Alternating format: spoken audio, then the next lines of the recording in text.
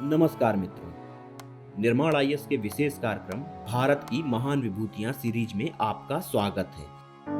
आज हम लोग बात करेंगे आधुनिक भारत के महान चित्रकार राजा रवि वर्मा के बारे में। दरअसल अभी कुछ समय पहले ही भारत के महान चित्रकार राजा रवि वर्मा की एक पेंटिंग द्रौपदी चीरहरण लगभग 21.5 करोड़ में बिकी है। राजा रवि वर्मा को आधुनिक भारत की चित्रकारी का पिता भी कहा जाता है। मध्यकाल में भारत में जो है लघु चित्र या मिनिएचर पेंटिंग की जाती थी, जिसमें चित्रों का आकार काफी छोटा छोटा होता था। लेकिन जब ब्रिटिश भारत आए तो वे अपने साथ चित्रकला की एक नई शैली लेकर आए, जिसे तैल चित्र कहा जाता था। चित्रकला की यह शैली इटली के पुनर्जागरण और मानवतावाद से प्रभावित थी, जिसमें देवी देवताओं को मानवीय रूप में दिखाया जाता था। ये चित्र जो थे वो 3 डायमेंशनल बनाए जाते थे, जिससे क्या होता था कि चित्रों में गहराई और जीवंतता अधिक आ जाती थी।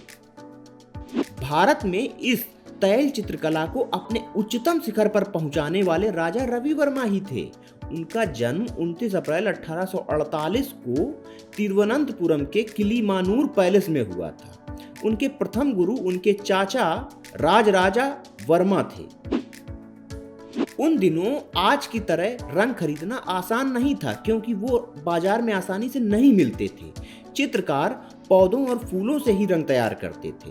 राजा रवि वर्मा ने पारंपरिक तरीके से प्रशिक्षण लेने के बाद आगे चलकर तिरुवनंतपुरम के महाराज की मदद से चित्रकला का विस्तृत अध्ययन किया। राजा रवि वर्मा तिरुवनंतपुरम के पैलेस में रहकर इटली के पुनर्जागरण से परिचित हुए और नई चित्रकला को सीखा जो पश्चिम में विकसित हुई थी। उन्होंने पश्चिमी शैली की चित्रकला और ऑयल पेंटिंग तकनीक को डच चित्रकार थियोडोर जेसन से सीखा। राजा रवि वर्मा ने महाराज और राज परिवारों के सदस्यों की नई चित्र शैली में चित्र बनाए। धीरे धीरे उनकी ख्याति फैलने लगी। लगभग 1873 में चेन्नई में एक प्रदर्शनी आयोजित की गई, जिसमें राजा रवि वर्मा की पेंटिंग को प्रथम स्थान मिला। इसी पेंटिंग को ऑस्ट्रिया के वियना में भी आयोजित किया गया और वहां भी उन्हें पुरस्कृत किया गया। 1874 में उनकी बनाई एक अन्य पेंटिंग तमिल महिला युडे संगीतला पनम को भी चेन्नई में पुरस्कृत किया गया। यह चित्र इस वक्त तिरुवनंतपुरम के श्री चित्रा आर्ट गैलरी में दारिद्र्यम अर्थात गरीबी के नाम से प्रदर्शित है।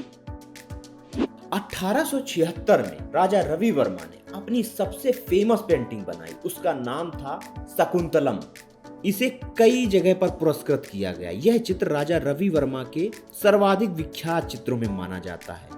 इस चित्र में कालिदास के अभिज्ञान शाकुंतलम के उस दृश्य को बेहद खूबसूरती से दिखाया गया है, जब शकुंतला अपने पांव से कांटा निकालने का बहाना करती हुई राजा दुष्यंत को देखती है। इस चित्र को ब्रिटिश प्राच्य विद्वान विलियम्स द्वारा प्रकाशित शाकुंतलम के अनुवाद के कवर पृष्ठ पर लगाया गया है। तो समझ सकते हैं कि इसका कितना इम्पैक्ट पड़ा पश्चिम के विद्वानों पर।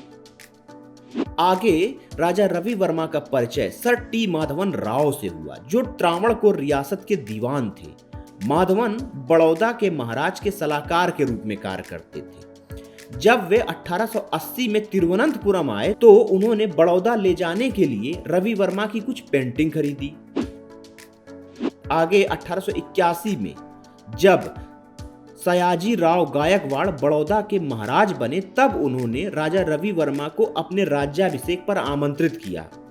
राजा रवि वर्मा बड़ौदा गए, जहां उन्होंने लगभग 4 महीने निवास किया और इस दौरान उन्होंने पुराण, महाभारत, रामायण पर ढेर सारे चित्र बनाए।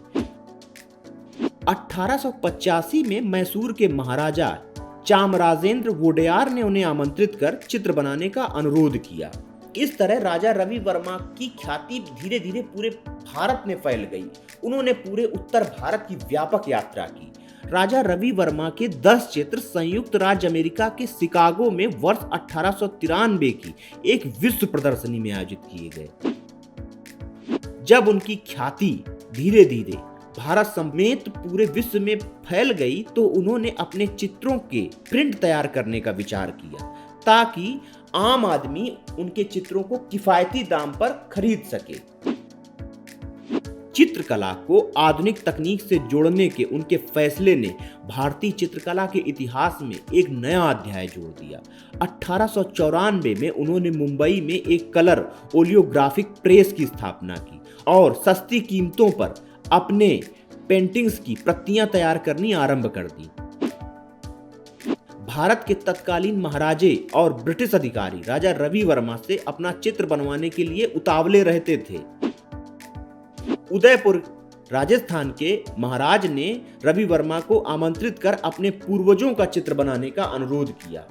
यहाँ पर रवि वर्मा ने महाराणा प्रताप का एक अद्भुत चित्र बनाया। यह आज भी एक अनमोल कृति है। 1904 में राजा रवि वर्मा को तत्कालीन ब्रिटिश गवर्नर आर्थर हैवलॉक का पोर्ट्रेट तैयार करने की जिम्मेदारी सौंपी गई। उसी साल अंग्रेज सरकार ने राजा रवि वर्मा को कैसर-ए-हिंद की उपाधि से नवाजा। यह पहली बार था जब किसी कलाकार को इतना बड़ा सम्मान दिया गया। राजा रवि वर्मा ने भारत के पुराणों, रामायण, महाभारत के चित्रों के माध्यम से उन्हें एक नया और जीवंत रूप प्रदान कर दिया। वर्तमान में हम जिन देवी देवताओं और अपने महापुरुषों का चित्र देखते हैं, उसका वर्तमान रूप राजा रवि वर्मा के द्वारा ही दिया गया है। राजा रवि वर्मा ने अनेक चित्र बनाए, जिनमें हम कुछ अगर प्रमुख देखें तो उर्वशी और पुरुरवा की प्रेम कथा, जिसका वर्णन हमें प्रारंभिक रूप से ऋग्वेद में मिलता है। राजा रवि वर्मा ने उर्वशी और पुरुरवा को अपने जादुई हाथों से कुछ इस तरह उकेरा कि ये चित्र एकदम जीवंत नजर आता है। राजा रवि वर्मा की एक पेंटिंग शकुंतला का अभी हम ऊपर वर्णन कर ही चुके हैं। इसकी प्रशंसा तो देश विदेश के कई विद्वानों ने की है। इसके अलावा सन्यासी अर्जुन और सुभद्रा का मिलन, नल दमयंती कथा, सीता स्वयंवर, श्री राम पट्टाभिषेक, सीता का भूप्रवेश, विश्वामित्र और मेनका प्रसंग, भगवान श्री कृष्ण का जन्म आदि सैकड़ों चित्र बनाए गए राजा रवि वर्मा के द्वारा। हालांकि आगे चलकर कुछ विद्वानों ने राजा रवि वर्मा पर यह भी आरोप लगाया कि उन्होंने भारतीय पुराणों, रामायण, महाभारत के चित्रों को पूरी तरह पश्चिमी रंग में रंग दिया, जबकि भारत समेत एशिया की चित्रकला की एक अपनी शैली है। इसी के चलते चित्रकला की एक नई शैली का जन्म हुआ और इसका जन्म बंगाल में हुआ। बंगाल के स्कूल ऑफ आर्ट का उदय ही इसी विचार के साथ हुआ कि हमें एक चित्रकला की नई शैली डेवलप करनी है। इस स्कूल ऑफ आर्ट ने अपनी प्रेरणा अजंता, एलोरा और प्राचीन भारत के चित्रों से प्राप्त की। इसके बावजूद राजा रवि वर्मा का योगदान भारतीय चित्रकला के क्षेत्र में अतुलनीय है। उन्होंने भारतीय चित्रकला को एक नया रूप प्रदान कर दिया।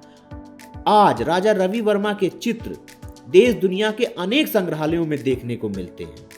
उनके ये चित्र national school of modern art और अन्य म्यूजियम में आज भी सुरक्षित हैं। कभी आप नेट पर उनके चित्रों को सर्च करिए, देखकर ही लगता है कि उनके चित्रों में कितनी जीवंतता है। आज इस टॉपिक में इतना ही। धन्यवाद।